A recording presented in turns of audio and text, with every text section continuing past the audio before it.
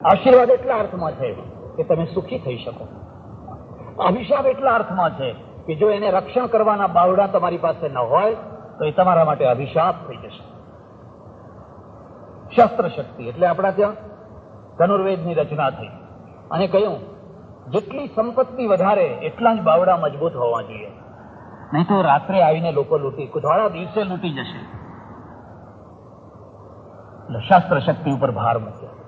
યોદ્ધાઓ, મારા યોદ્ધાઓ મહાન હોય, મારા સેનાપતિઓ મહાન. પ્રજાનું મૂલ્યાંકન કરતી વખતે આ જોવાનું એને યોદ્ધાઓ કેટલા પેદા કર્યા, એને સેનાપતિઓ કેટલા પેદા કર્યા.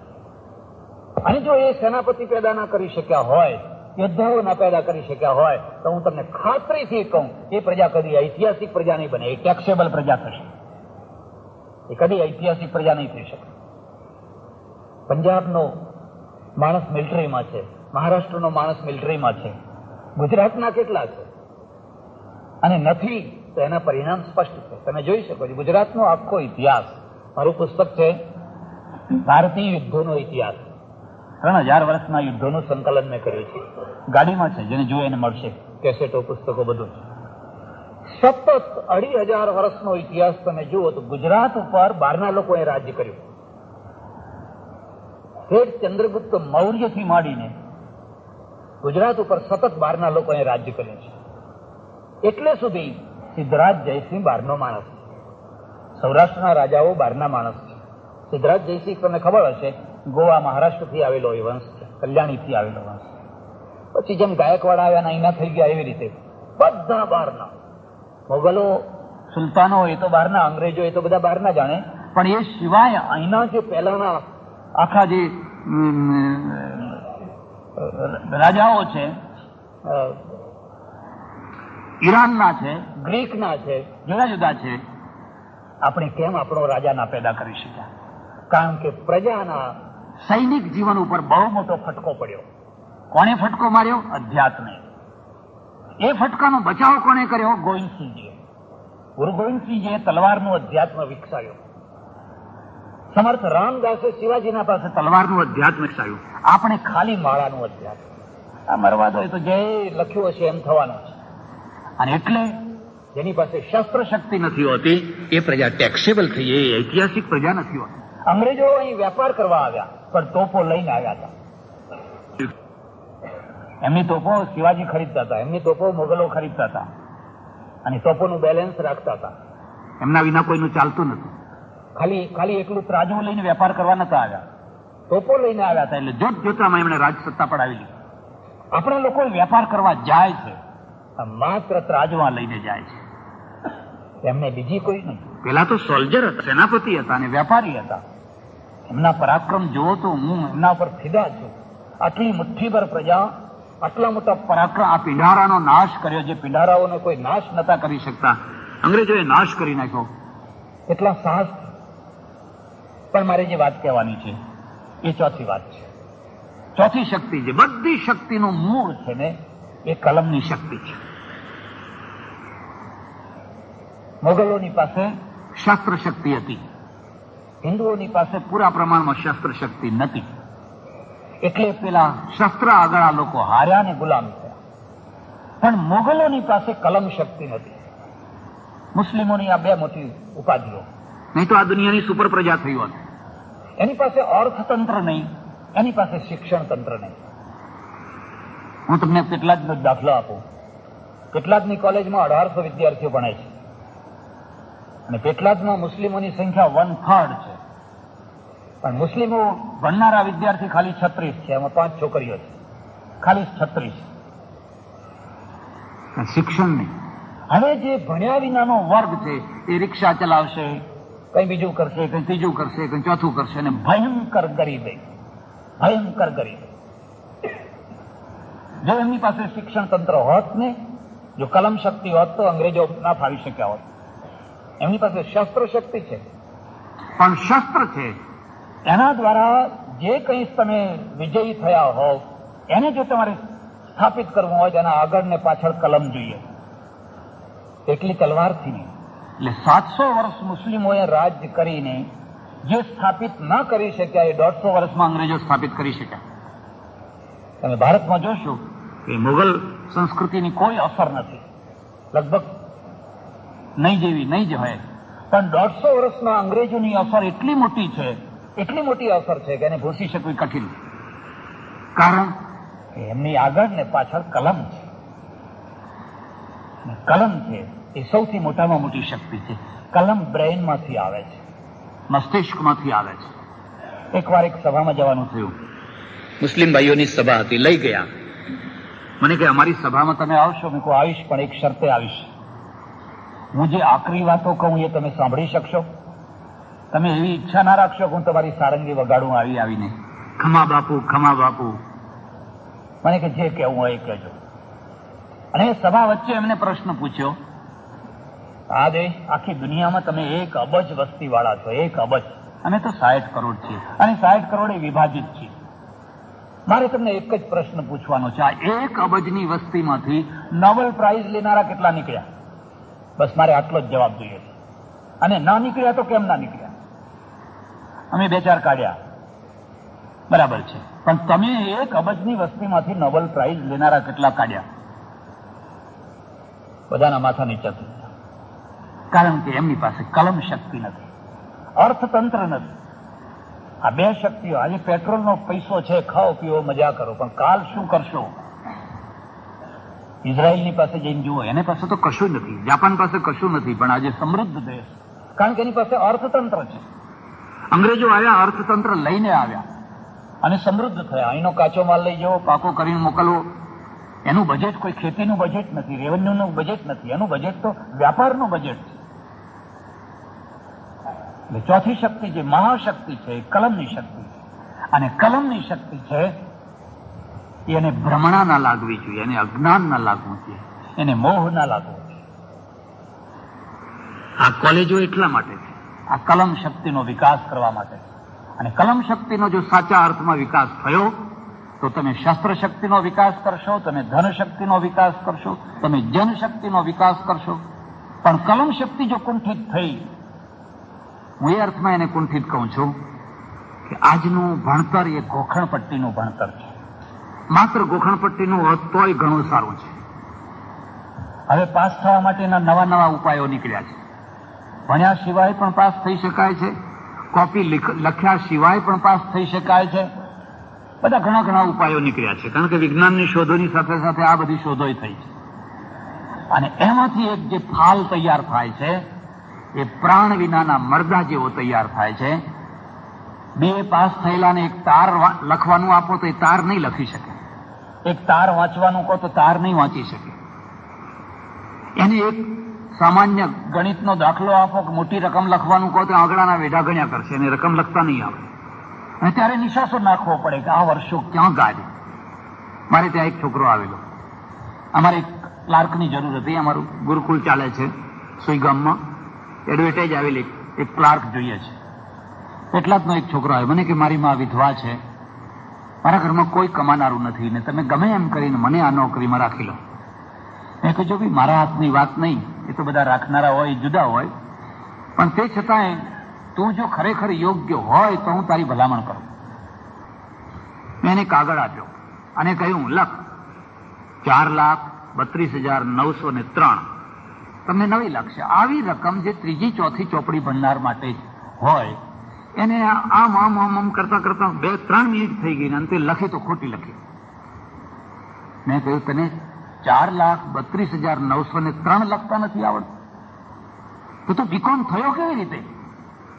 ડબ ડબ ડબ ડબ ડબ ડબ રડવા માંડ્યો. મને કે અમે ભણતા ત્યારે પીરિયડ ભરતા જ નહીં, બાંકડા ઉપર જ બેસી રહેતા ને ખીખી ખીખી ખીખી ખીખી ખીખી ખીખી કરતા. મેં કહું હવે કરો ખીખી ખીખી આખી જિંદગી, હવે કરો ખીખી ખીખી.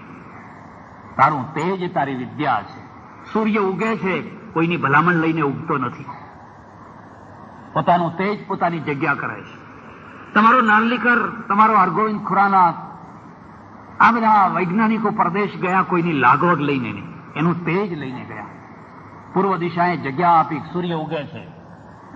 તમારી પાસે જો વિદ્યાનું તેજ હોય તો આજની આવી પરિસ્થિતિમાં પણ તમને જગ્યા મળવાની જ છે. હવે આવી રકમે લખતા ના આવડતું. મેં કહ્યું તો તું પાસ કેવી રીતે થયો? મને કે હવે પાસ થવાના તો ઘણા રસ્તા નીકળ્યા છે, કેટલીક વાર તો અમારા સાહેબો અમને મદદ કરતા હોય છે, ચિંતા ના કરો એમ. હું બેઠો છું ને, તું ઊંઘી જાય એમ. એનો અર્થ એ છે કે તું તારે ઊંઘે રાખ, હું બેઠો છું. અમારે ગામમાં એક બહુ ભયંકર કિસ્સો થઈ ગયો, કઈ ખૂન જેવું થઈ ગયું. એટલે બધા લોકો વિચારમાં પડી ગયા, ભાઈ પોલીસને બોલાવી જોઈએ, પોસ્ટમોર્ટમ કરાવવું જોઈએ, ફલાણું કરવું જોઈએ. એટલે એક માણસ હતા કે કઈ બોલાવી નથી, કુટી વાળો હું બેઠો છું ને, એમ કે હું બેઠો છું ને. એટલે લોકોએ પછી કરી દીધું. ખરેખર જયારે પોલીસને ગંધ આવીને ત્યારે પેલા હું બેઠો તો વાળા ગાયબ જ થઈ ગયા. એટલે હવે બેઠા તો બતાવો. હવે કેટલી મોટી ભ્રમણા છે, કેટલી મોટી ભ્રાંતિ છે. જેને પોતાના પુત્રનું ભલું કરવું હોય એને પણ એમ કહેવાનું તારી યોગ્યતાથી જ પાસ થવાનું છે. જો તારી યોગ્યતા વિના તું પાસ થવાનો હોય તો હું તને પુત્ર તરીકે સ્વીકાર કરવા તૈયાર નથી. એટલે આ ચોથી શક્તિ એ રાષ્ટ્રની સૌથી વધારે ને વધારે મહત્વની શક્તિ છે. ભાદરણ કોલેજની સાથે કેટલાય સંસ્મરણો સંકળાયેલા છે. અહીંના કેટલાય દાતાઓ, ચુનીભાઈ ફુલાભાઈ, અહીંના કેટલાય કાર્યકર્તાઓ, શિવાભાઈ, બીજા બધા ભાઈઓ, અને આ બધાના પુરુષાર્થ અને પ્રયત્નના કારણે બોરસદ જેવું તાલુકાનું પ્લેસ નજીક હોવા છતાં, ત્યાં બધી કોલેજો હોવા છતાં ભાદરણને કોલેજ મળે એ કોઈ નાની સૂની વાત નથી. અને ભાદરણની કોલેજમાં ધર્મજની દીકરી ભણવા આવે, વાસદની દીકરી ભણવા આવે, દૂર દૂરથી લોકો ભણવા આવે, એ પણ એક એના ગૌરવનો વિષય છે. ત્યારે હું પરમેશ્વરને હૃદયથી પ્રાર્થના કરું, મારો દેશ, મારી પ્રજા ચારે ચાર શક્તિઓનો વિકાસ કરે. એ ચારે શક્તિઓનું કેન્દ્ર આ કોલેજમાં છે, કલમની શક્તિમાં છે. તમે એવું વાંચો, તમે એવું લખો, તમે એવું ભણો કે જેથી તમારી ભ્રમણાઓ દૂર થાય અને તમે એક દુનિયાની એક સુપર પ્રજા બનો, એક વાસ્તવિક પ્રજા બનો, ભિખારી પ્રજા નહીં. તમારું અધ્યાત્મ એવું હોય જે તમારા સુખોને બાદ કરનારું ન હોય, જે સુખની સાથે શાંતિ મેળવનારું હોય. આપણે સુદામાનો સમાજ ઉભો નથી કરવો, આપણે ભામાશાનો સમાજ ઉભો કરવો છે, જગડુશાનો સમાજ ઉભો કરવો. ગામે ગામ સુદામા પેદા નથી કરવા, ચાલો બસ મંજીરા વગાડો બધા ભેગા થઈને. એ હું પરમેશ્વરને પ્રાર્થના કરું આજના વાર્ષિક દિવસે, અને જ્યારે પુસ્તકાલયના નવા મકાનનું ઉદ્ઘાટન થઈ રહ્યું છે ત્યારે એ પુસ્તકાલયમાં જે સારા સારા પુસ્તકો છે, મહાપુરુષોના પુસ્તકો છે, આંખ બંધ ના પડ્યા રહે. બાકી મોટા ભાગે તો આંખ બંધ પડ્યા હોય છે. તમારે ત્યાં કાંટ હોય કે હેગલ હોય કે વિવેકાનંદ હોય કે કોઈ બીજું હોય, એ પુસ્તકો એમને એમ પડ્યા છે. વંચાય છે કયા? હવે તમે સમજી જાઓ કયા વંચાય છે, છોતરા કોના નીકળી જાય છે. એમ બતાવે છે કે તમારા મસ્તિષ્કની કક્ષા ક્યાં રહેવાની છે, તમે ક્યાં પહોંચવા માંગો છો. તો પુસ્તકાલય મકાનના દાતાશ્રીને અથવા દાતાશ્રીઓને અને વિદ્યાર્થી બંધુઓને, બહેનોને, સૌને હું અભિનંદન આપું છું અને એમના સફળ ભવિષ્યની પરમેશ્વર પાસે કામના કરું છું. આભાર, ધન્યવાદ, હરિઓમ તત્સત.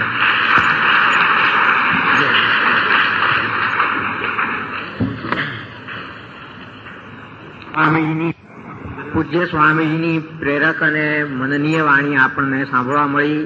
આભાર. હવે સમારંભના પ્રમુખ શ્રી અને શ્રી પ્રગતિ મંડળ ભાદરણના પ્રમુખ શ્રી રમણભાઈ પટેલ આપણને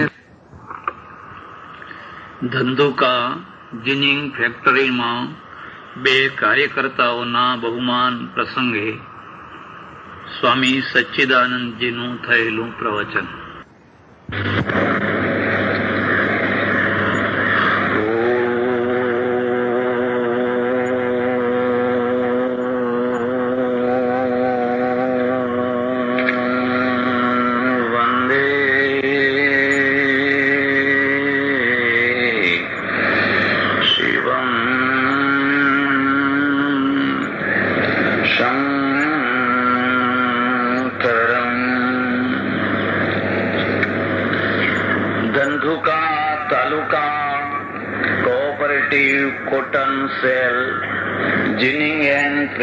સોસાયટી લિમિટેડના પ્રમુખ શ્રી, મંત્રી શ્રી અને બીજા એમના સહયોગી ભાઈઓ, મંચ ઉપર બિરાજેલા વિશિષ્ટ મહાનુભાવો, સજ્જનો અને બહેનો,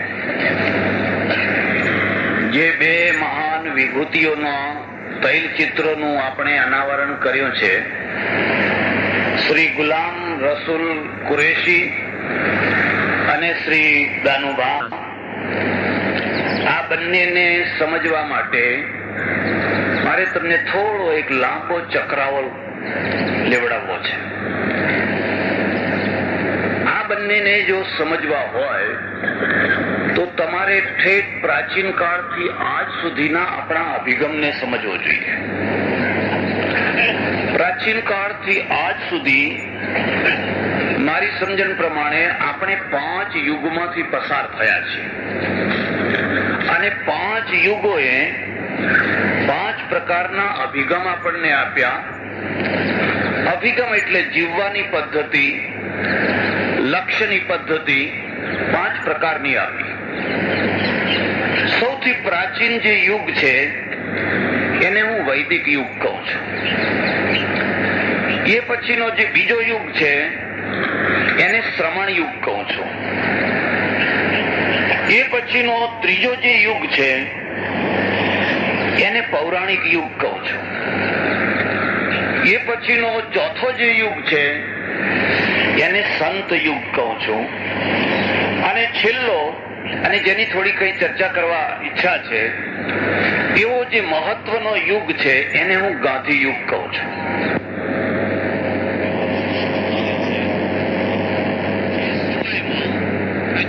મોટો ભાગ નિશ્ચિત રીતે વિચારતો હોય અને નિશ્ચિત રીતે જીવન જીવતો હોય એવા જે નિશ્ચય પ્રકાર, એનું નામ યુગ છે.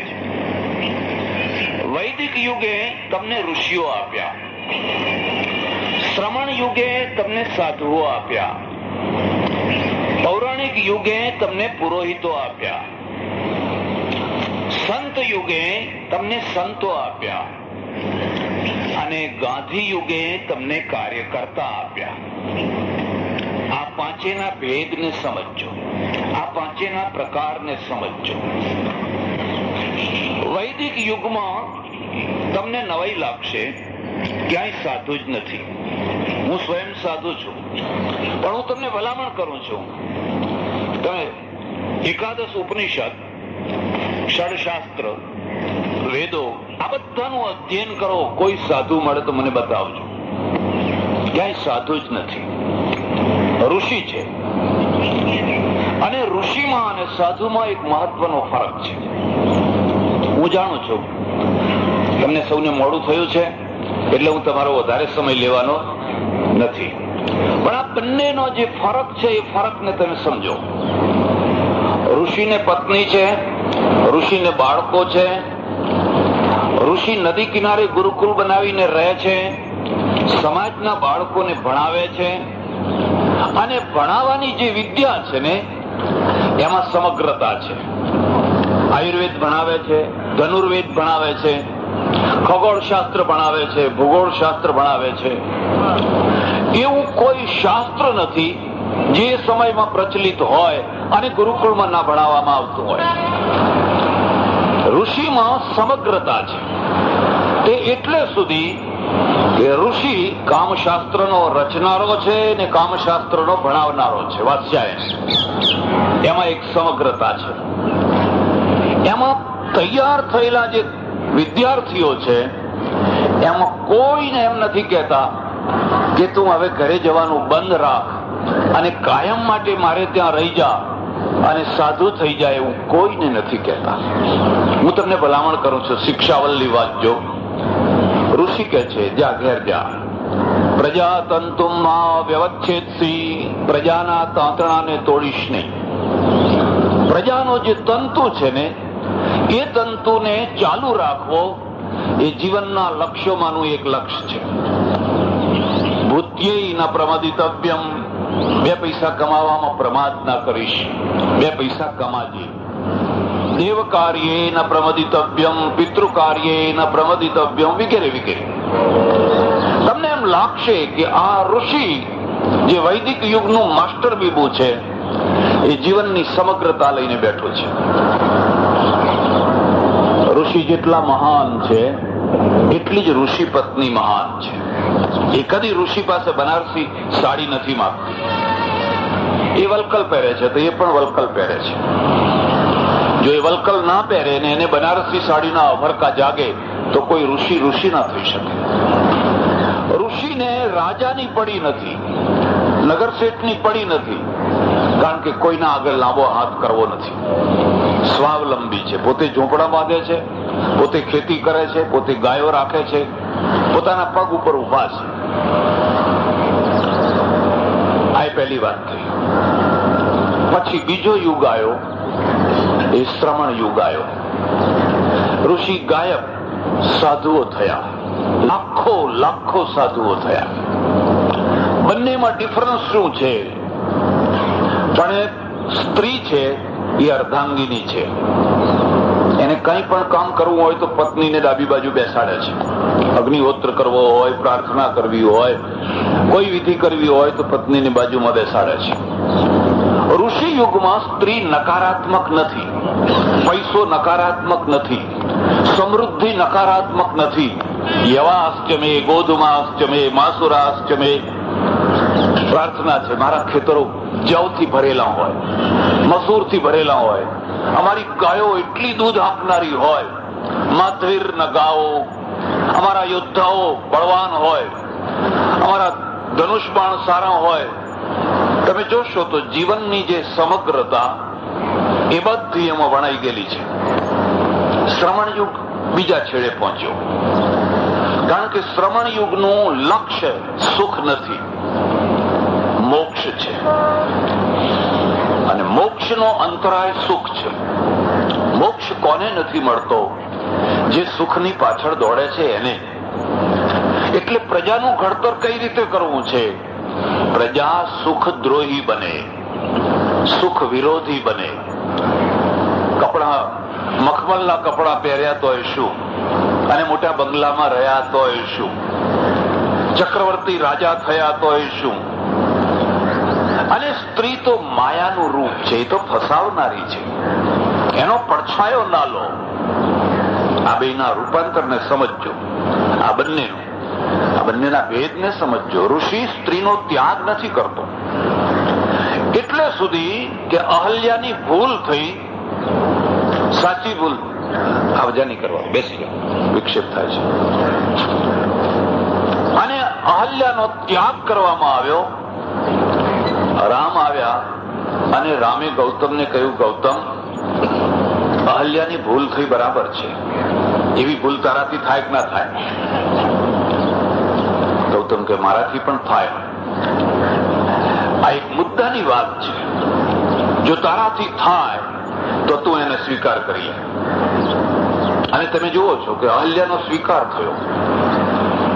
અહલ્યાનો સ્વીકાર થયો એટલું નહીં, 5 સતીઓમાં અહલ્યાને મૂકવામાં આવી.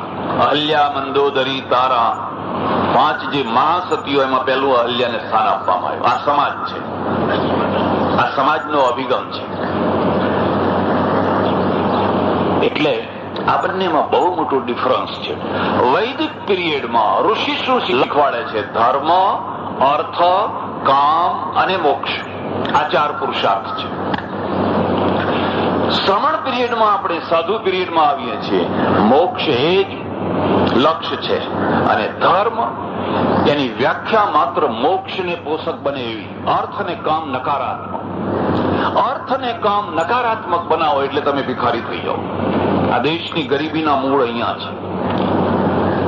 આ દેશની ગરીબી મગજમાંથી નીકળી છે, ધરતીમાંથી નથી નીકળી. ધરતી તો ભગવાને આખી દુનિયા કરતા સારામાં સારી ધરતી તમને આપી છે. હું તો યુરોપમાં ફર્યો છું, અમેરિકા ફર્યો છું, બધી ઘણી જગ્યાએ, જાપાન ગયો છું. મારા પુસ્તકો તમે વાંચજો. આ દેશને જેટલું આપ્યું છે ભગવાને કોઈને નથી આપ્યું. ઇઝરાયલને શું આપ્યું છે? અને જાપાનને તો રણ, જ્વાળામુખી સિવાય શું જાપાનને આપ્યું છે? ધરતીકંપને, જ્વાળામુખી. કેમ માલામાલ થઈ ગયા? તમારો અભિગમ શું છે? નકારાત્મક છે. અમે બધા વૈરાગ્યની વાતો કરીએ છીએ, કર્તવ્યની નહીં.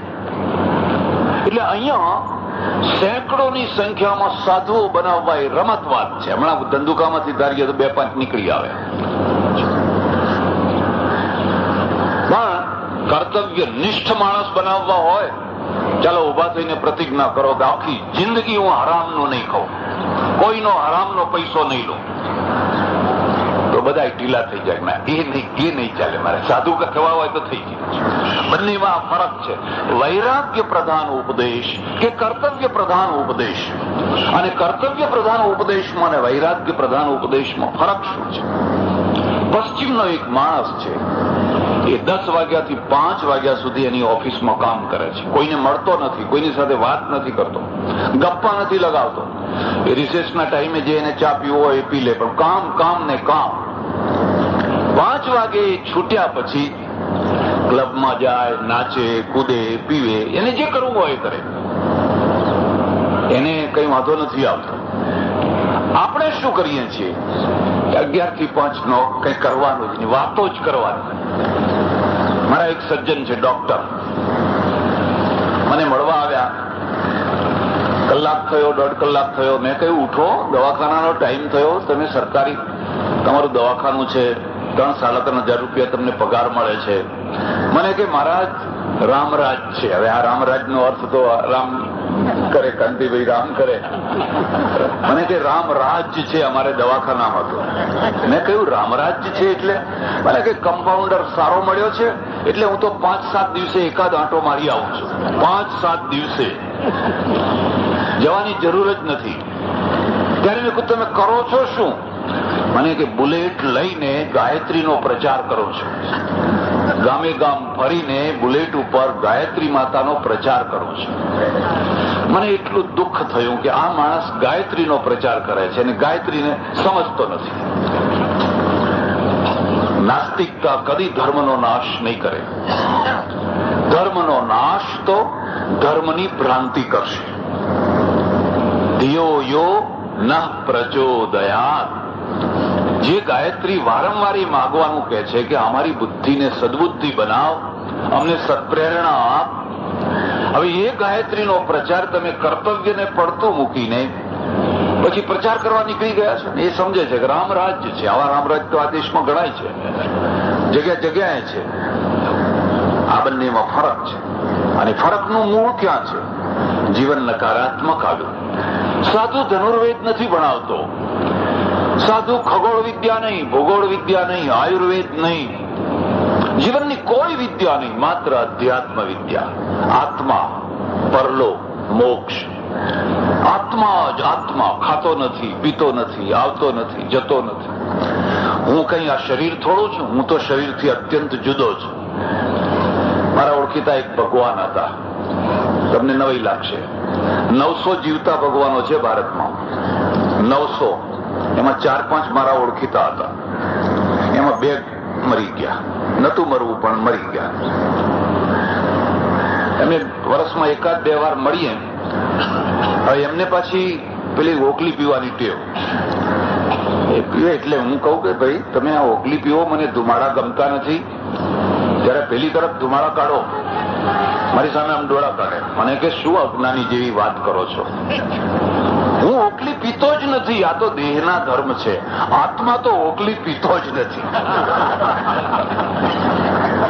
હવે આમને શું જવાબ આપવો? પછી હું કશું બોલ્યો નહીં. 10-15 મિનિટ વીતી ગઈ. એમને કેલિકોનું ધોતિયું પહેરેલું, સરસ ઝીણું. મેં પણ અમારે માસ્તર ચૂંટી ભરતા એવી એક એમની જાંગ ઉપર એટલી જોરથી ઝીણી ચૂંટી ભરીને એક વેત કૂદ્યા. મને કે આ શું કરો છો? મેં કહું આત્માને ચૂંટી થતી જ નથી. આ તો શરીરના ધર્મો છે. આ તો બધા શરીરના ધર્મો છે. તમારું અધ્યાત્મ નકારાત્મક ન થવું જોઈએ. તમે વૈદિક ઋષિનું અધ્યાત્મ જુઓ. શરીર માધ્યમ ખલુ ધર્મ સાધનમ. એ શું કહે છે કે આ શરીર છે ને એ તો ધર્મનું સાધન છે. એની ઉંમર વધારી શકાય છે, એને તંદુરસ્ત રાખી શકાય છે, એને વહેલું મારી શકાય છે, બાળકોને મરતા અટકાવી શકાય છે, શીતળાનો રોગ અટકાવી શકાય છે, મેલેરિયા અટકાવી શકાય છે. આખો આયુર્વેદ તમે જુઓ. પછી જે આવ્યો એમાં પ્રારબ્ધ આવી ગયો. ક્યારે મરવું, ક્યાં મરવું, કેવી રીતે, બધું લખેલું છે. એમાં એક મીન મેઘ ના થઈ શકે. બધું લખેલું છે. પુરુષાર્થ ગાયબ. અને પ્રારબ્ધ પ્રારબ્ધ પ્રારબ્ધ એ તો એની અહીં ભૂમિ પોકાર કરતી હતી. આમ ફલાણું હતું. પેલો એમ નથી કહેતો ભૂમિ પોકાર કરતી હતી. એ કહે છે શતમ જીવેમ શરદ, અમે 100 વર્ષ જીવીએ. પ્રભુ શતગું શ્રેણુયામ શરદ, અને શતમ દીના અદીન થઈને, કોઈના લાચાર થઈને, ભીખ માગતા માગતા ને અમે 100 વર્ષ સુધી જીવીએ. બંનેનો ડિફરન્સને સમજજો, બંનેના ભેદને સમજજો. એકમાં સકારાત્મક દ્રષ્ટિ છે, એકમાં નકારાત્મક દ્રષ્ટિ છે. અને નકારાત્મક દ્રષ્ટિ છે એ વૈરાગ્યના માધ્યમથી સમાજ ઉપર આવી, વૈરાગ્યના માધ્યમથી સમાજ ઉપર ફરી વળી. એની અસર 2 જગ્યાએ થઈ, સ્ત્રીઓ ઉપર અને પૈસા ઉપર. પૈસાના કારણે દેશ ભિખારી થયો, કારણ પૈસો એ પાપ થયું, અને સ્ત્રીઓ ત્યાગની વસ્તુ થઈ. જેટલો એનો ત્યાગ કરો એટલા તમે મહાન. મારે એ ચર્ચા નથી કરવી. એ પછી ત્રીજો જે યુગ આવ્યો એ પૌરાણિક યુગ છે. અહીંયા પુરોહિતો આવ્યા. આખા પૌરાણિક યુગે ધર્મને પેટનું માધ્યમ બનાવી દીધું. બસ દક્ષિણા આપો, દક્ષિણા આપો, દક્ષિણા આપો. કોઈ મરે તોય દક્ષિણા આપો અને જન્મે તોય દક્ષિણા આપો. આદિથી અંત સુધી માનવતા ગાયબ, હ્યુમેનિટી ગાયબ. મને ખબર છે, હું જયારે નાનો હતો, અમારી બાજુમાં તીર્થ ક્ષેત્ર, બ્રાહ્મણનું શરીર, 84 જમવા જઈએ. 84 જમાડે લોકો. ત્યારે કઈ બુદ્ધિ નહીં, કઈ સમજણ નહીં. પટેલો છે, એમના ઘરના ઘઉં, ઘરનું ઘી, ઘરનો ગોળ બધું કરીને ગાડામાં ભરીને લાવે, બધા બ્રાહ્મણોને જમાડે. પછી જયારે હું 18 વર્ષનો થયો અને મારા અંદર એક પ્રશ્ન થયો, આ અનાજ ખાવાનો મને શું અધિકાર છે? હું એક નિશ્ચિત વર્ણમાં જન્મ્યો એટલે મને ખાવાનું લાયસન્સ મળી ગયું છે? હું નથી ગાયત્રી કરતો, નથી સંધ્યા કરતો, નથી કઈ સમાજનું કામ કરતો, કશું જ નહીં. માત્ર એક જગ્યાએ જન્મ્યો એટલા માત્રથી આખી જિંદગી સુધી મારે લોકોના અનાજ જ ખાખા કરવાનો, અને મેં બંધ કરી દીધું. હવે કોઈ દિવસ આ રીતે જમવા નહીં જો. કોઈનું લગ્ન હોય ને વ્યવહારિક હોય તો વાત જુદી છે, પણ કોઈ એના પરલોકને સુધારવા માટે મને જમાડે ને મને જમવાથી એનો પરલોક સુધરે, એ વાત મને સ્વીકાર્ય નથી. પણ પૌરાણિક પીરિયડ તમે જોશો, મર્યા પછી તમારે ગાય આપવાની, સીડી આપવાની, ગાદલું આપવાનું, ફાટલો આપવાનો. કેમ? એને બધું ત્યાં મળે. એ બધું ત્યાં એને મળે એટલા માટે. તમારા ગામમાં કેટલા ગરીબ માણસો, કેટલી વિધવાઓ, કેટલી ત્યક્તાઓ, કેટલા અનાથ બાળકો, બતાવો મને ક્યાં? એમના માટે શું વ્યવસ્થા? કઈ વ્યવસ્થા? હું એક જગ્યાએ રામાયણ ઉપર પ્રવચન કરતો. એક પાદરી રોજ સાંભળવા આવે, તમને નવાઈ લાગશે. સામે બેસે, હું ઓળખી ના શક્યો. 4-5 દિવસ પછી મને કોઈએ કહ્યું, પેલા સામે બેસે છે ને ગૌર વર્ણના, એ પાદરી છે. પછી આમ પગે લાગે ઉભા થાય એટલે. મેં એમને બોલાવ્યા. મેં કહ્યું તમારે મારી પાસે બેસવાનું, નીચે નહીં બેસવાનું. મને કે ના, હું શ્રોતા થઈને સાંભળવા આવું છું. એ સામે બેસીને સાંભળવામાં મજા આવે. મેં એમને પૂછ્યું તમે શું કામ કરો છો? મને કે અહીંયા મારું ચર્ચ છે, 240 છોકરા છે, 120 છોકરા અને 120 છોકરીઓ, 3 વર્ષથી માંડીને 18 વર્ષ સુધી. ક્યાંથી લાવ્યા? રોડ ઉપરથી, રખડતા, ત્યજી દીધેલા, કોઈ જેનું નથી એવા અમે વીણી વીણીને લાવીએ છીએ. 3 વિધવાઓ રાખી છે, એ એમને જમાડે છે. હું એમના માથા ધોવું છું, પાંખી પાડી આપું છું, અને સ્કૂલે મોકલું છું, ભણાવું છું. તમને અનાજ ક્યાંથી આવે છે? એ આ ગંજ બજારના વેપારીઓ પાસે હું જઉં છું તો કોઈ ઘઉં આપે, કોઈ ચોખા આપે, કોઈ દાળ આપે, એટલે હિન્દુ વેપારીઓ. એવી રીતે વેપારીઓ અનાજ આપે છે, અને આ કરું છું. અને મને એટલું દુઃખ થયું, એટલું દુઃખ થયું. ઓહો, અમે કેટલા યજ્ઞો કર્યા, કેટલી સપ્તાહો કરી, પણ આ રોડ ઉપર પડેલા બાળકોને પેલા ક્રિશ્ચિયન લોકો લઈ જઈને ભણાવે. હવે એ છોકરું ભણીને મોટું થશે, કોના ગુણ ગાશે? મારા ગુણ ગાશે કે એના ગુણ ગાશે? જે રોડ ઉપર પડેલું હતું.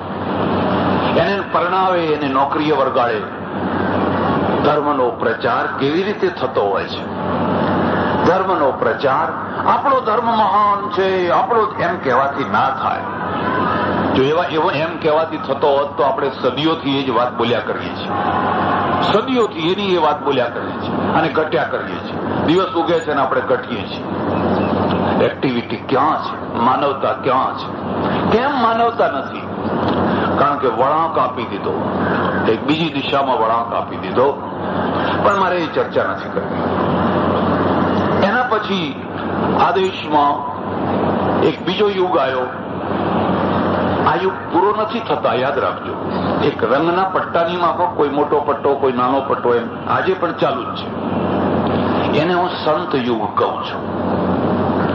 કબીર, નાનક, તુલસી, મીરા, એકનાથ, તુકારામ, જ્ઞાનેશ્વર, દાદુ, રૈદાસ, ચોખામેળા, આ બધા સંતો છે. બધી નાતમાંથી થયેલા. ભંગીમાં ચોખામેળા, જમારમાં રોહિદાસ, બ્રાહ્મણમાં જ્ઞાનેશ્વર, કણબીમાં તુકારામ, બધી જ્ઞાતિમાં થયેલા. આ બધા સંતો ઋષિ સાથે કંઈક મળતા છે. એમને પણ પત્નીઓ છે, એમને બાળકો છે, પોતાનો ધંધો કરે છે. કબીર પોતાની શાળ ચલાવે છે, એની આજીવિકા ઉપર જીવે છે, એમાંથી થોડુંક બીજાને આપે છે. તમે આ બધાનો ભેદ સમજજો. તમે કોઈ વાર જામનગર જાઓ તો જામનગરમાં એક આણદા બાબાનું સ્થાન છે. આણદા બાબા સોની હતા. એ જમાનામાં એ રોજ 4 કોરીનું કામ કરે. કોરી ચાલતી ત્યારે 4 કોરીનું કામ કરે, ઘડવાનું. 1 કોરીમાં પોતાનો ખર્ચો કાઢે અને 3 કોરી છે એનું સદાવ્રત ચલાવે. 3 કોરીનું સદાવ્રત ચલાવે. કોઈને અનાજ આપે, દાળ આપે, ગોળ આપે, આ આપે, તે આપે. આજે તો એ સંસ્થા પાસે કરોડો રૂપિયા છે અને ઘણું મોટું કામ થઈ રહ્યું છે. પણ મૂળમાં 100ની 1 જલારામ ઘરમાં બેઠો બેઠો આ સદાવ્રત શરૂ કરે. આ સંત છે. તુકારામ સાધુ નથી, કબીર સાધુ નથી, સંત છે. ભેળસેળ ના કરો, તમે ગડબડ કરી નાખો છો. ભેળસેળ ના કરો. નાનકદેવ સંત છે, સાધુ નથી. કોઈ દીક્ષા નથી લીધી, કોઈ કપડા નથી બદલ્યા, ઘર નથી છોડ્યું, પત્ની સાથે છે, બાળકો સાથે છે. પણ ઋષિમાં અને આમાં ફરક શું છે? ઋષિમાં સમગ્રતા છે. આ તો માત્ર અલખની આરાધના કરનારા છે. તમારે ત્યાં હિન્દુ પ્રજાને બચાવી હોય તો આ સંતોએ બચાવી. મારે પેટલાદમાં 2000 ઘર વાઘરીના છે. એ 2000 ઘર વાઘરીના એને રામ રામ બોલતા કોઈએ કર્યા હોય તો કબીરના સાધુએ. બાકી અમે તો કોઈ એના આંગણે જવા તૈયાર, વટલાઈ જ જઈએ, અભળાઈ જ જઈએ. એનો પડછાયો અરે પારધી. એકવાર હું ગયેલો, આખું ચોમાસું એ લોકોએ મહાભારત વાંચેલું. એક વાઘરીના છોકરાએ મહાભારતની કથા કરેલી. પછી એની સમાપ્તિ વખતે મને કહેવડાયું કે સમાપ્તિમાં તમે આવશો? મેં કહું આવીશ.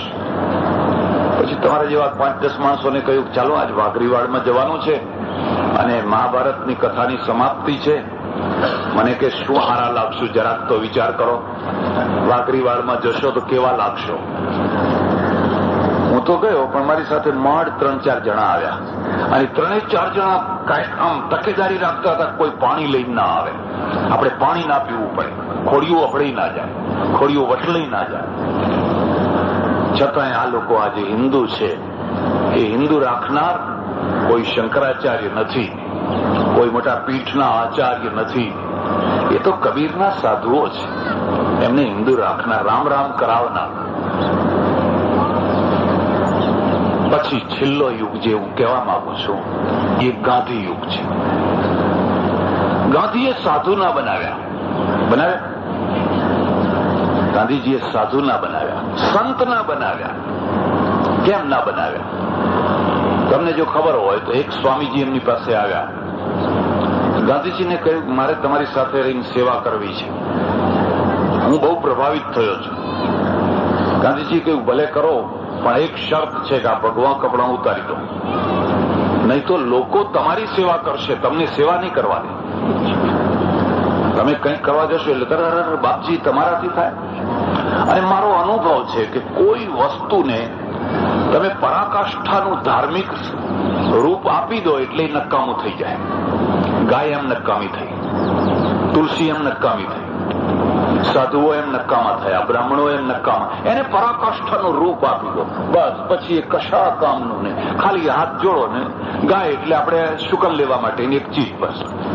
કોઈ મર્યું હોય તો વૈતરણી કરવા માટેની. જો એને જીવાડવી હોય તેને વ્યવહારિક બનાવો. મને પેલા મણિભાઈ મળ્યા, દેસાઈ, ઉરુલી કાંચનવાળા, એક સભામાં. મને કે એ જ જમાનામાં હું સુરતનો દેસાઈ, મને 1 લાખ રૂપિયાનો વાંકડો મળતો હતો. ગાંધીજી મળ્યા અને ગાંધીજીએ મને કહ્યું તારું જીવન ગાયને અર્પણ કર. અને હું બોલી ન શક્યો. મેં થયું ભલે ત્યારે ગાયને અર્પણ જીવન, બસ તું ગાય માટે જીવ ને ગાયનું કામ કર. મને કે સ્વામીજી મેં પહેલા દિવસે ગાયનું મળદું ચીર્યું. ગાયનું કામ કરે એનો અર્થ ગાયને ચાંદલો કરે એવો નહીં. પેલા ચાચારાના પૂરા વેચાય છે એ લઈને નાખ એવો નહીં. મેં પહેલા દિવસે બ્રાહ્મણના છોકરો થઈને મેં ગાયનું મળદું ચીર્યું, મોઢું બાંધીને. પછી ધીરે ધીરે ધીરે મેં 400 ગાયો ચીરી. 400 ગાયો. તમે કલ્પના કરી શકો છો? હું આને તપ માનું છું.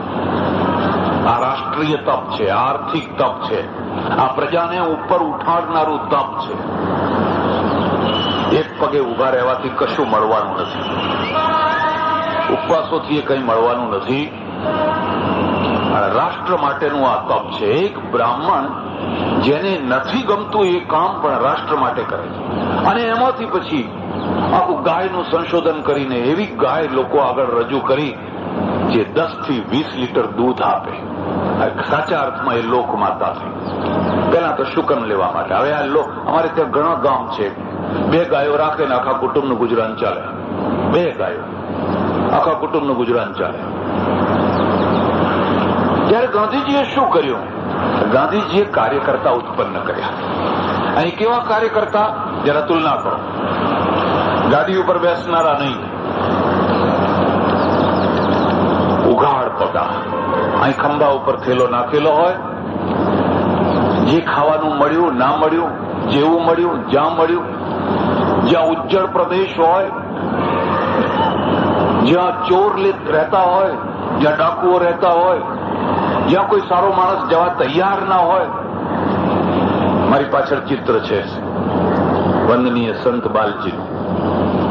એમણે સાધુતાને કન્વર્ટ કરી નાખી. મોક્ષ માટે સાધુ થયેલા, મોક્ષની જગ્યાએ એમને લોકોના કામમાં રસ લીધો. લોકો સહન ન કરી શક્યા કે લોકોનો તો રિવાજ જ છે કરેડમાં રહો અને લીલા લહેર કરો. જો જરાક કરેડ તોડશો તો તમને અમે ફેંકી દઈશું. કબીરને ફેંક્યા, નાનકને ફેંક્યા, દયાનંદને ફેંક્યા, ગાંધીજીને ફેંક્યા. બાકી કરેડમાં રહો અને તમે સોના ચાંદીથી પૂજાઓ, લીલા લહેર કરો. કરેડ તોડ્યા વિના સમાજ કદી પ્રગતિ કરે નહીં. કરેડમાં ફરો પણ એ તો ઘાંચીનો બળદ છે ને વર્ષો સુધી ફરે તો ત્યાંનો ત્યાં જ છે. આજ આ કક્ષા સુધી પહોંચાડનાર કરેડમાં ફરનારા લોકો નહીં, કરેડ તોડનારા છે. સંતબાલજીએ થોડીક કરેડ તોડી, બહુ કઈ ખાસ નહીં પણ થોડીક તોડી. બહુ મોટો બાપો થયો, બહુ થયું, થવા દો, થાય તો. ક્રાંતિ એમને નથી આવતી હોતી. ગાંધીજીએ કાર્યકર્તા ઉભા કર્યા. ગાંધીજીના કાર્યકર્તાની વિશેષતા બતાવું છું. ગાંધીજીનો કાર્યકર્તા મોક્ષનો ઉપદેશ નથી આપતો. જેમ સાધુઓ મોક્ષનો ઉપદેશ આપ કરે, કાલ મરી જવું છે, કાલ મરી જવું છે, કઈ ભેગું આવવાનું નથી, એટલે ભાઈ ના આવે એ જ સારું છે. હવે જો હતો ને તમે લઈ જજો ભેગું. એ વૈરાગ્યનો ઉપદેશ નથી આપતા, એ મોક્ષનો ઉપદેશ નથી આપતા. ત્યારે શાનો ઉપદેશ